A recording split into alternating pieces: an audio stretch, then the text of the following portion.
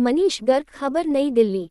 दिवाली से पहले केंद्र सरकार ने जीएसटी की दरों में बड़ा बदलाव किया है।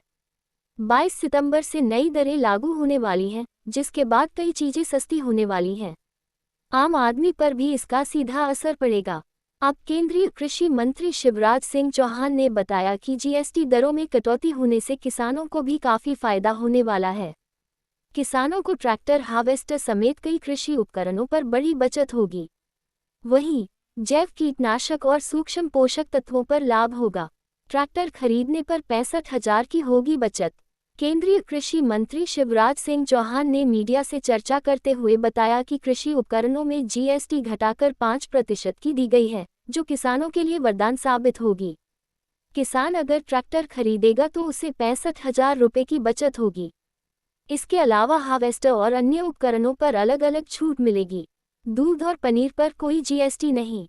केंद्रीय कृषि मंत्री शिवराज सिंह चौहान ने आगे बताया कि जीएसटी स्लैब में बदलाव से आम आदमी और डेयरी क्षेत्र को बहुत लाभ मिलने वाला है। डेयरी क्षेत्र में अब दूध और पनीर पर कोई जीएसटी नहीं होगा। इससे आम आदमी को तो लाभ होगा ही, इसकी मांग भी बढ़ेगी। साथ ही किसानों, पशुपालकों और दुग्ध उत्पादकों को भी फायदा मिलेगा। वहीं मक्खन, घी पर भी जीएसटी कम की गई है। दूध के डिब्बों पर भी जीएसटी घटाई गई है। जैव कीटनाशक और सूक्ष्म पोषक तत्वों पर भी लाभ। केंद्रीय कृषि मंत्री शिवराज सिंह चौहान ने बताया कि जैव कीटनाशक और सूक्ष्म पोषक तत्वों पर जीएसटी घटाई गई है, जिससे किसानों को लाभ होगा। साथ ही रासायनिक उर्वरकों से जैव उर्वरकों की तरफ किसानों की प्रवृत्ति निश्चित रूप से बढ़ेगी। 50 HP के ट्रैक्टर पर 53,000 रुपया बचत होगी और 75 HP के ट्रैक्टर पर लगभग 63,000 रुपया बचत होगी।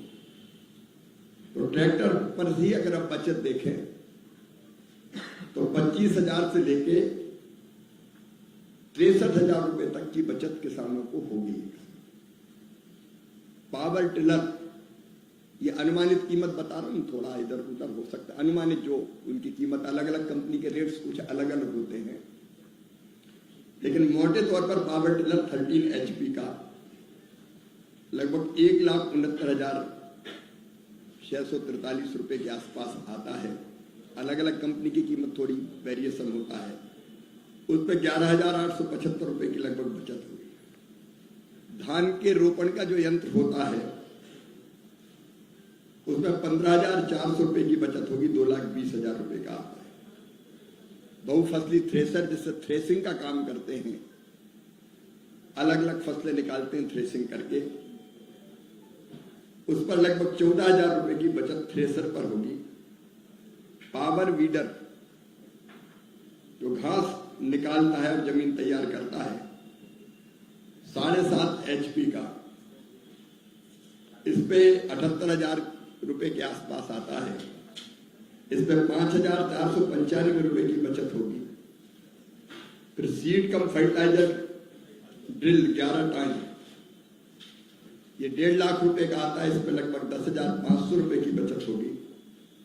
Seed cum fertiliser drill 13 time, ये 46,000 रुपए का आता है। इस पे लगभग 3,200 रुपए से ज्यादा की बचत होगी। ऐसे ही 14 फीट कटर बार, अगर कंबाइन हार्वेस्टर की बात करें, कंबाइन हार्वेस्टर, इसमें 1,87,000 रुपए की बचत होगी। ये सही है कि इंडिविजुअल किसान नहीं खरीदता, लेकिन किराए से तो वो अपने खेत में चलवा के फसल काटता है। उसमें 1,87,500 रुपए के आसपास बचेंगे, तो किराया भी कम होगा, जो कटाई का किराया रहता है। ऐसे स्टार रीपर 3,12,500 रुपए की 21,875 रुपए बचत होगी। सुपर सीडर आजकल बहुत उपयोगी है। इस पर 16,875 रुपए की लगभग बचत होगी, जो 2,41,071 रुपए का आता है।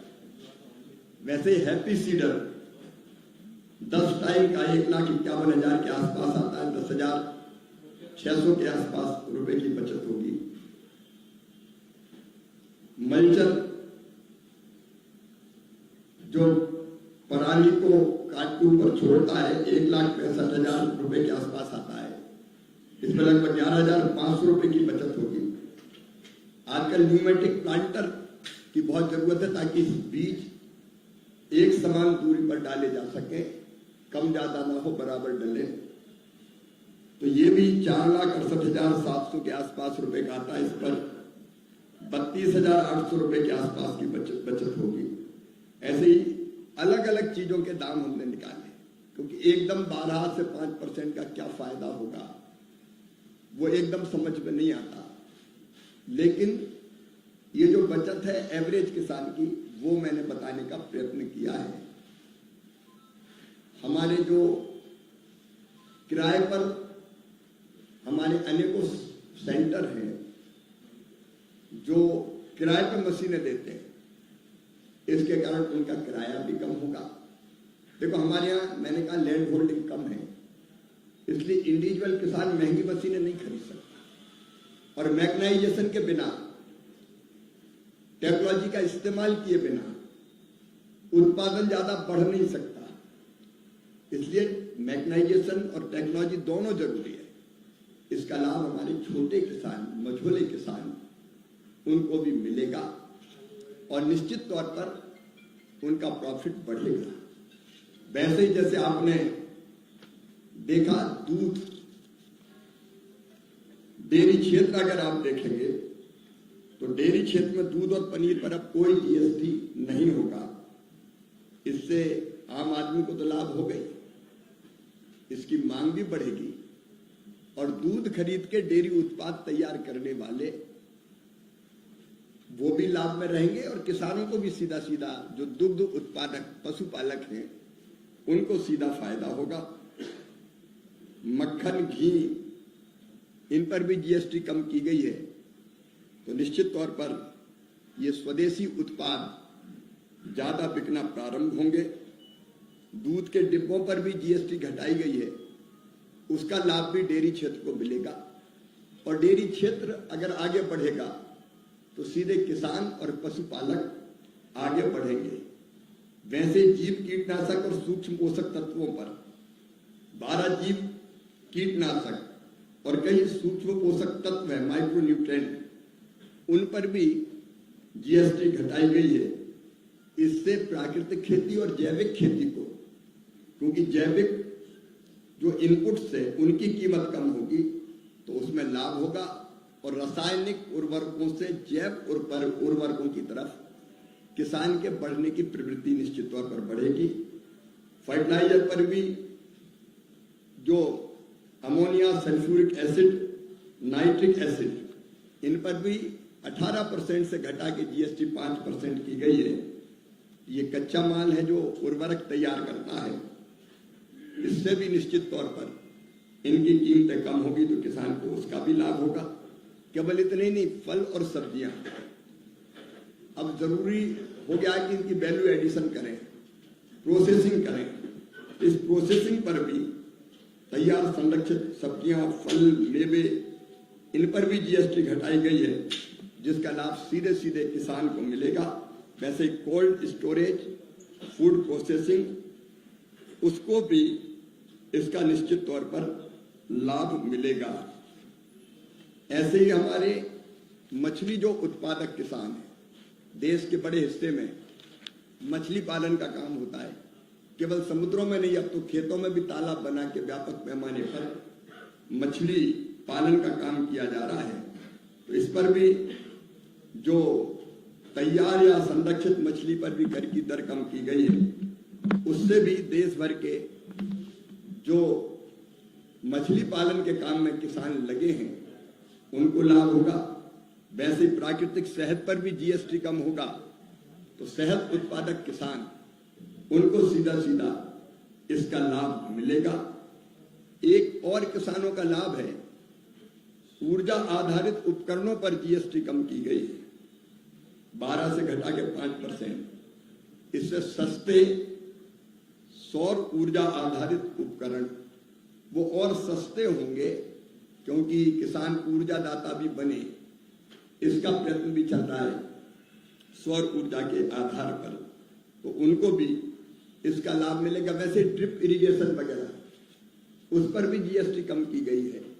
तो जो पर ड्रॉप मोर क्रॉप के जो उपकरण है, ड्रिप के स्प्रिंकलर, उस पर भी जीएसटी कम की गई। वो और सस्ते हो जाएंगे और किसान की पहुंच में और आसानी से आएंगे, तो किसान उनका भी इस्तेमाल करेगा, तो पानी भी बढ़ेगा, पानी भी बचेगा, उत्पादन बढ़ेगा और किसानों का प्रॉफिट बढ़ेगा। केवल इतने ही नहीं, ग्रामीण भारत के लिए सीमेंट पर, लोहे पर जो जीएसटी कम की गई है, उससे अब प्रधानमंत्री आवास योजना के अंतर्गत मकान बनाना भी सस्ता हो जाएगा, क्योंकि सीमेंट के दाम कम होंगे, लोहे के दाम कम होंगे। तो जो गरीब अपना घर बनाता है, गरीब का घर बनाना भी आसान हो जाएगा। ग्रामीण क्षेत्रों में जो इंफ्रा बनता है, स्कूल बने, आंगनबाड़ी बने, पंचायत भवन बने, उनकी लागत भी निश्चित तौर पर कम हो जाएगी।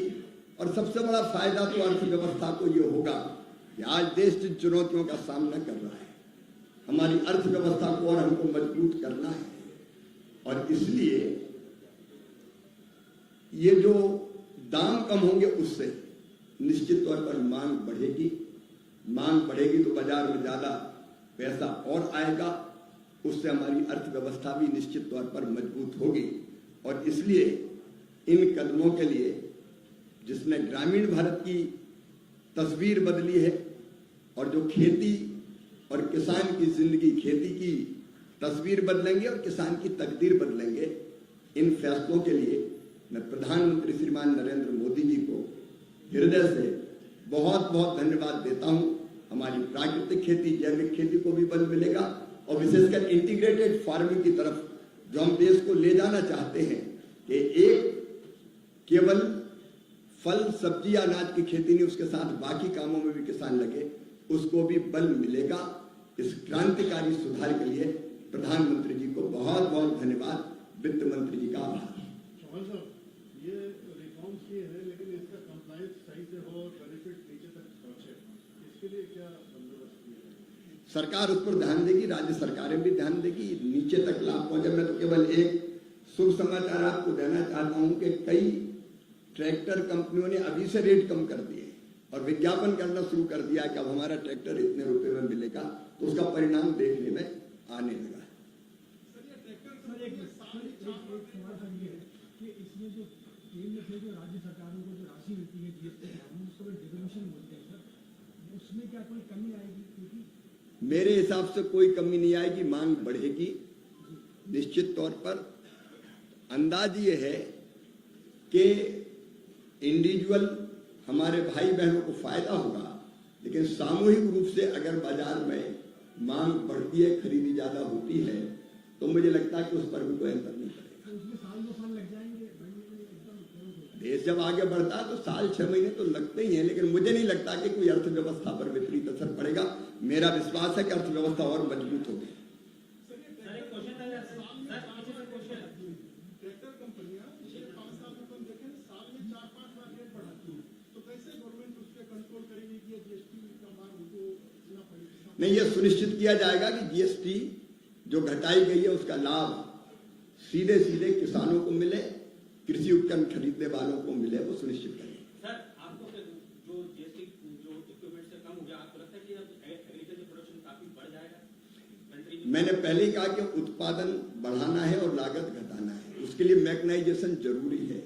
और मैकेनाइजेशन जब सस्ता होगा तो वो छोटे किसानों की पहुंच में भी ज्यादा होगा, और जब मशीनों का उपयोग ज्यादा होगा तो उत्पादन बढ़ेगा, उत्पादन बढ़ेगा तो लाभ भी निश्चित तौर पर बढ़ेगा। सर, एक सवाल है, इससे अलग आप ये दावे से नहीं कह सकते कि खेती अब लाभ का धंधा बन गई? बिल्कुल दावे के साथ मैं कह सकता हूं। देखो, परिस्थितियों पर कई बार चीजें डिपेंड करती है। अब पंजाब में अगर 1900 गांव पूरी तरह से डूब गए और फसल खराब हो गई तो वो विशेष परिस्थितियां हैं।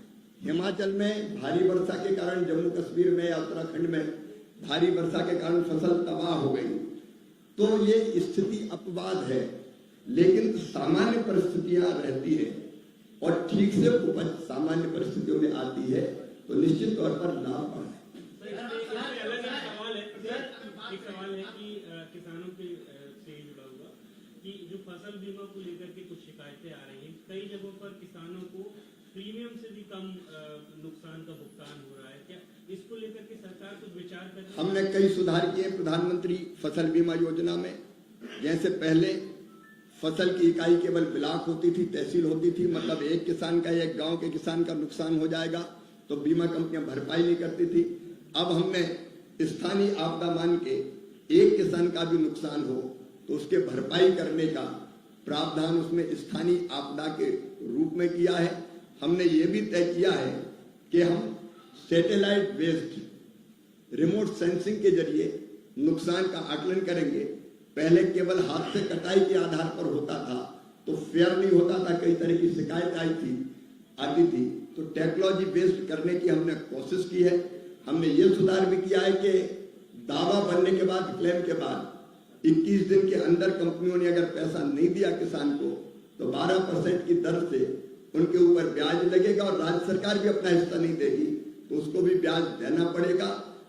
मैंने सब जगह किसानों से कहा है कि पिछले अभी फसल अगर खराब हुई है और RBC 6.4 का मुआवजा फसल खराब होती तो उनको मिलता है, या क्रॉप कटिंग एक्सपेरिमेंट राज्य सरकारों से मांगे हैं, कलेक्टर से मांगे।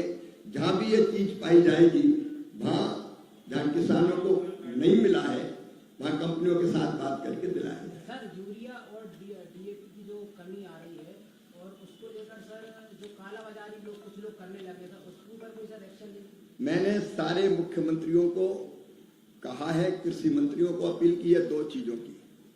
एक, किसी भी कीमत पर टैगिंग नहीं होगी, मतलब अगर DAP या यूरिया चाहिए तो 2 बोतल और दूसरी दवाई की ले जाओ, ये अवैध है और जहां से शिकायत होगी उसके खिलाफ हम कार्रवाई करेंगे। पिछले दिनों कंपनियों ने की गलतियों के कारण किसान की फसलें खराब हुई, हमने बहुत कठोर कदम उठाने का काम किया है। कालाबाजारी हर कीमत पर रोकने के सख्त कदम राज्य सरकारों को उठाने का कहा गया है। कई जगह कार्रवाइयां हो भी रही है और मैं फर्टिलाइजर की जो उपलब्धता है उसके बारे में, हमारी फर्टिलाइजर मिनिस्ट्री इस काम को देखती है। मैंने जानकारी ली तो ओवरऑल आप देखें तो फर्टिलाइजर की कमी नहीं है, पर्याप्त मात्रा में फर्टिलाइजर आ रहा है। किसी सहकारी समिति में या जिले में कमी है तो वितरण की व्यवस्था को मजबूत करने की जरूरत है। अब DAP हो, यूरिया हो, NPK हो या MOP हो, पिछले साल से ज्यादा आया है। वो आंकड़े भी मैं आपको उपलब्ध करा दूंगा। जहां जरूरत पड़ेगी वितरण की व्यवस्था को और मजबूत बनाएंगे और कालाबाजारी पर सख्त कार्रवाई करेंगे। एक सवाल GST रिफॉर्म जब बिहार चुनाव में देके लिए गए हैं कांग्रेस का, देखिए कांग्रेस ने तो बच्चों की टॉफी तक पर टैक्स लगाए थे। एक जमाना था जब गैस का सिलेंडर चाहिए, फोन का कनेक्शन चाहिए, स्कूटर चाहिए, मोटरसाइकिल चाहिए तो लाइन लगती थी। लाइन कांग्रेस केवल लाइन लगाती थी, हमने वो लाइनें खत्म करके डिजिटल लाइन एक शुरू की है। जब ऐसी कोई दिक्कत नहीं है, कांग्रेस ने कौन सी चीज छोड़ी थी? बच्चों के खिलौने तक नहीं छोड़े थे जिन पर टैक्स लगाए जाते थे। जब कोई सुधार होता है जिसका सीधा लाभ जनता को मिलता है तो मुझे लगता है सारी अपोजिशन पार्टीज को भी उसका स्वागत करना चाहिए। लेकिन कुछ लोगों की आदत है कुछ भी कर लो, हम तो केवल विरोध करेंगे। अब इनकी मानसिकता को मैं क्या कह सकता हूं? सब राज्यों में चुनाव थोड़ी है। लोग स्वागत तो कर रहे हैं GST रिफॉर्म का, लेकिन कह रहे हैं कि इसको 8 साल लग गए और दूसरा ट्रम्प की मेहरबानी से होगा। अब उनको भारत में अच्छे काम पर भी ट्रंप दिखाई दे, लेकिन भारत ने दुनिया को दिखा दिया है। प्रधानमंत्री श्रीमान नरेंद्र मोदी जी ने दुनिया को यह दिखा दिया है कि हमारे लिए देश के हित सर्वोपरि है। राष्ट्रीय हितों के साथ कोई समझौता नहीं किया जाएगा। हमारे किसानों के हित, हमारे पशुपालकों के हित, हमारे मछुआरों के हित, हमारे गरीब जनता के हित सुरक्षित रहेंगे। भारत स्वतंत्र और संप्रभु राष्ट्र है, अपने फैसले खुद करता है। हमारा देश आनंद के साथ ये देख रहा है और पूरी दुनिया आश्चर्य के साथ ही देख रही है।